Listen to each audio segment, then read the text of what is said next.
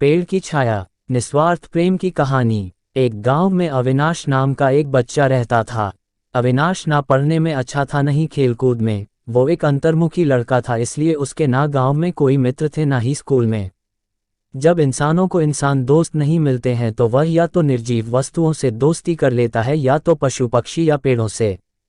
अविनाश के घर के सामने एक आम का पेड़ था। अविनाश अपना खाली समय इस आम के पेड़ की छाया में बिताने लगा।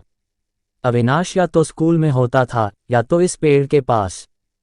पेड़ के साथ खेलता था, उस पर चढ़ता था, वही उसकी छाया में आराम करता और वही सो जाता था। अविनाश उस पेड़ को इतना पसंद करता था कि वह अपने मन की सारी बातें अब उस पेड़ को बताने लगा था। एक दिन चमत्कार हुआ। जब अविनाश अपने मन की बातें उस पेड़ को बता रहा था तब अचानक वह पेड़ बोल पड़ा। अविनाश की खुशी का कोई ठिकाना नहीं रहा, क्योंकि अब ना उसे कोई सुनने वाला मिल गया था, साथ ही साथ कोई ऐसा भी जो उससे बातें करें।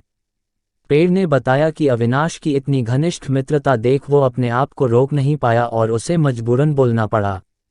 लेकिन वह अविनाश जैसे दोस्त को पाकर बेहद खुश है। पेड़ को भी अविनाश की आदत हो गई थी। पेड़ अविनाश को एक दोस्त की तरह, एक बेटे की तरह देखने लगा, उसकी फिक्र करने लगा। अविनाश की खुशी में खुश और उसके दुख में दुखी रहने लगा। इंसानों की फितरत है, वह समय के साथ बदल जाया करते हैं। समय बदला, अविनाश की उम्र बढ़ी। अब वह कॉलेज जाने लगा। उसने इस पेड़ के पास आना बंद कर दिया। बेचारा पेड़ अविनाश को याद कर काफी दुखी रहने लगा। एक बार अविनाश को अपने पास से गुजरता देख पेड़ ने उसे आवाज लगाई और अपने पास बुलाया। पेड़ ने अविनाश से कहा, आओ अविनाश, मेरे पास बैठो, कुछ बातें करते हैं।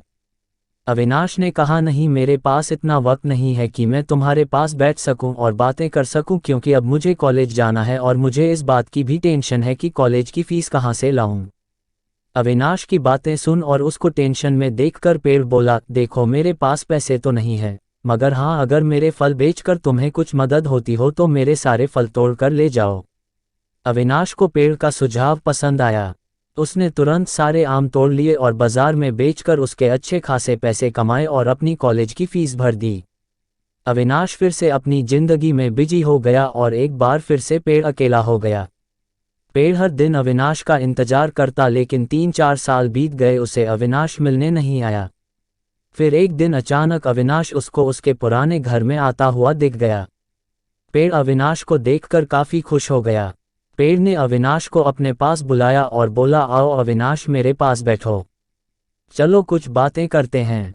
अविनाश ने पेड़ से कहा, मैं तुम्हारे साथ नहीं बैठ सकता, क्योंकि अब मेरी शादी हो गई है।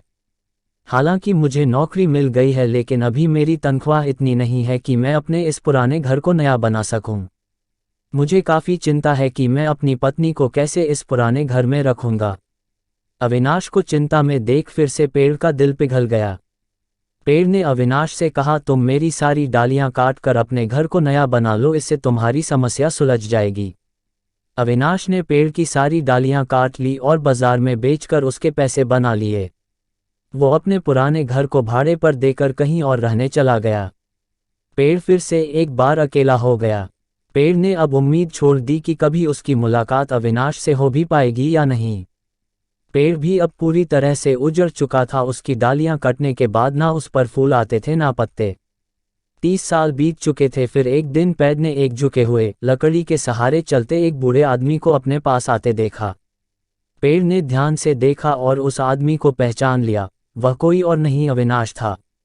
वह जब पेड़ के पास पहुंचा तो पेड़ ने उसे कहा, माफ करना दोस्त, अब मेरे पास तुम्हें देने के लिए कुछ भी नहीं है। अविनाश ने कहा, मुझे कुछ भी नहीं चाहिए और ना ही मेरी कोई इच्छाएं बची है। मुझे सिर्फ तुम्हारे पास बैठना है और तुमसे बातें करनी है। बूढ़ा अविनाश पेड़ को ऐसे चिपक गया जैसे उसे गले लगा रहा हो। जर्जर और उजाड़ हो गए उस आम के पेड़ पर नई कुंपलें उग निकली।